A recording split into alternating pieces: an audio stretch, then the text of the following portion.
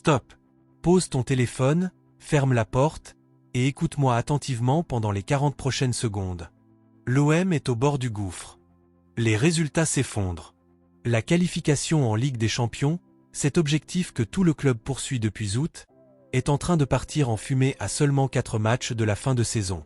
Et pendant que tout le monde se tait ou parle en langage diplomatique, un joueur, arrivé en prêt, blessé pendant des mois, suspendu le week-end dernier, décide de tout faire exploser. Pas en privé. Pas dans un simple discours de vestiaire. Mais publiquement, sur les ondes de RMC, devant toute la France du football. Il ne cite aucun nom, mais tout le monde comprend. Il parle de champions du monde, de champions d'Europe, de joueurs expérimentés qui ne se battent plus. Il parle d'amour-propre, de trahison, de guerre. Ce joueur, c'est Facundo Medina. Et ce qu'il vient de balancer ce mercredi est sans doute le coup de gueule le plus violent et le plus nécessaire qu'on ait entendu à Marseille depuis très longtemps.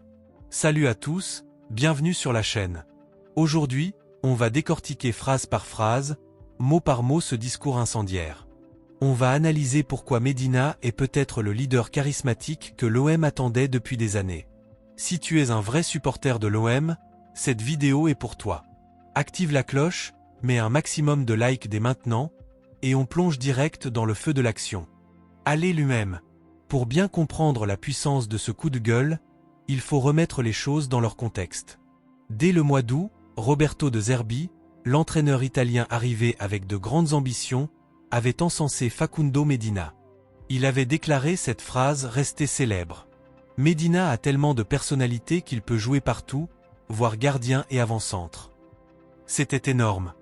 L'Argentin de 26 ans arrivait de Lens en prêt avec option d'achat. Il était présenté comme le chaînon manquant d'une défense marseillaise trop instable la saison précédente. Polyvalent, gaucher, agressif, leader dans l'âme, capable de jouer défenseur central, latéral gauche, le profil parfait pour stabiliser l'arrière-garde de l'OM. Malheureusement, la malchance a frappé très tôt. Fin septembre, lors d'un match de Ligue des Champions contre l'Ajax, Medina se blesse. Il disparaît des terrains pendant plus de 3 mois. Il ne fait son retour qu'au début du mois de janvier. Et à peine revenu, De Zerbi est remercié. Depuis ce moment, l'OM enchaîne les résultats décevants. Les performances sont irrégulières, l'attitude sur le terrain pose question, et la machine semble grippée. Medina, même s'il n'a pas joué tous les matchs, observe tout cela avec attention. Le gaucher n'a pas la langue dans sa poche. Il n'est pas du genre à se taire quand il voit des choses qui le dérangent. Et les matchs des dernières semaines l'ont clairement agacé. Samedi dernier au Moustoir contre Lorient, il était suspendu. Pourtant, il a fait le déplacement. Il était présent dans le vestiaire à la mi-temps. Il a pris la parole pour secouer ses coéquipiers. Visiblement, cela n'a pas suffi. C'est dans ce climat tendu que Medina a décidé de s'exprimer publiquement ce mercredi sur RMC. Passons maintenant aux déclarations choc, je vais vous les lire et les analyser en profondeur. Medina commence par poser le décor émotionnel. Évidemment qu'en ce moment, on est à moitié triste ou en colère par rapport à l'attitude de certains joueurs. On n'est pas bête, on n'est pas stupide, on est humain, on a des sentiments. Il fait directement référence aux critiques déjà émises par Mehdi Benassia après la défaite contre Lorient. Mais Medina va beaucoup plus loin que la simple déception du résultat. Pour lui, c'est l'investissement, l'attitude, le mental qui pose problème. Puis arrive la partie la plus lourde. Je l'ai dit en face à certains joueurs, je ne vous dirai pas qui par respect, mais là on parle de joueurs, et je vais m'inclure dedans, qui ont beaucoup d'expérience. Certains jouent en sélection, sont champions du monde, champions d'Europe. Chacun sait ce qu'il donne sur le terrain et ce qu'il a dans sa tête. Et qui n'a pas été à la hauteur, qui n'a pas fait le bon geste, qui ne s'est pas battu, qui n'a pas réclamé un carton jaune.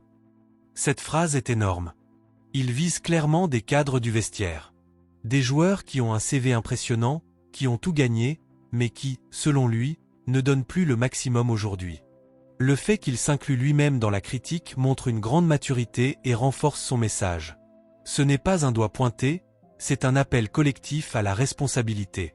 Il continue avec un message ultra direct. Tu veux être avec moi ? Tu vas me la faire à l'envers ou on va à la guerre ensemble. Si t'as de l'ambition et de l'amour-propre, n'oublie pas que là maintenant tu es ici à Marseille. C'est du pur caractère argentin.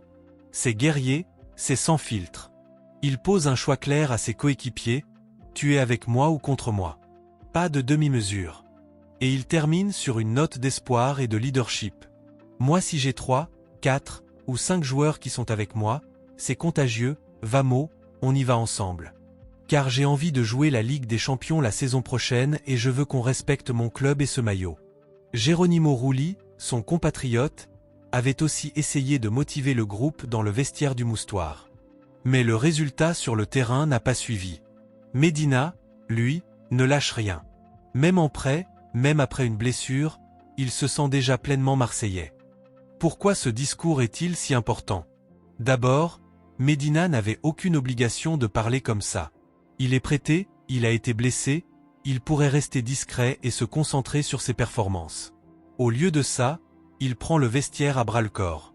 À seulement 26 ans, il se comporte comme un vétéran. Deuxièmement, il dit tout haut ce que des milliers de supporters pensent tout bas depuis plusieurs semaines. Certains joueurs manquent d'investissement, de combativité, de cette hargne qui fait la différence dans les matchs décisifs. Troisièmement, son appel à la mobilisation générale avant les 4 derniers matchs est parfaitement timed. La qualification en Ligue des Champions est encore possible, mais il faut un sursaut immédiat. On peut comparer ce moment à certains coups de gueule historiques de l'OM, les discours de certains capitaines du passé qui ont réussi à réveiller un groupe en difficulté. Medina pourrait être ce déclic psychologique. Si seulement 3, 4 ou 5 joueurs le suivent vraiment, comme il le dit, l'effet peut être contagieux. L'énergie change, le pressing remonte, les duels sont gagnés, le collectif redevient solide.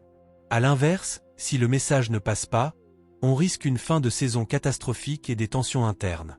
Medina a mis tout le monde face à ses responsabilités. Les joueurs, le staff, et même lui-même. C'est rare dans le football d'aujourd'hui où beaucoup préfèrent la langue de bois. Alors, les amis, est-ce que le salut de l'OM passe par le leadership de Facundo Medina? Je pense sincèrement que oui. Ou en tout cas, c'est un très bon début. Marseille a toujours eu besoin de caractères forts, de joueurs qui aiment viscéralement le maillot, qui sont prêts à aller à la guerre pour le club. 4 matchs restants. 4 finales. Si le groupe suit Medina, on peut encore rêver de Ligue des Champions. Si tout le monde se mobilise, le Vélodrome redeviendra cette forteresse imprenable. Et vous, qu'en pensez-vous?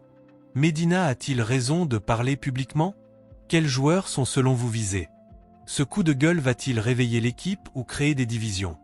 Medina mérite-t-il d'être prolongé définitivement? Dites-moi tout en commentaire, je lis absolument chaque message et je réponds le plus possible.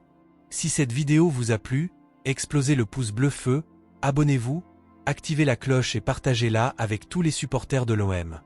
On se retrouve très vite pour de nouvelles analyses chaudes sur l'actualité de l'Olympique de Marseille. Allez l'UM! Vamos! Et comme l'a dit Facundo Medina, si t'as de l'ambition et de l'amour-propre, on y va à la guerre ensemble. Cœur bleu épée croisée.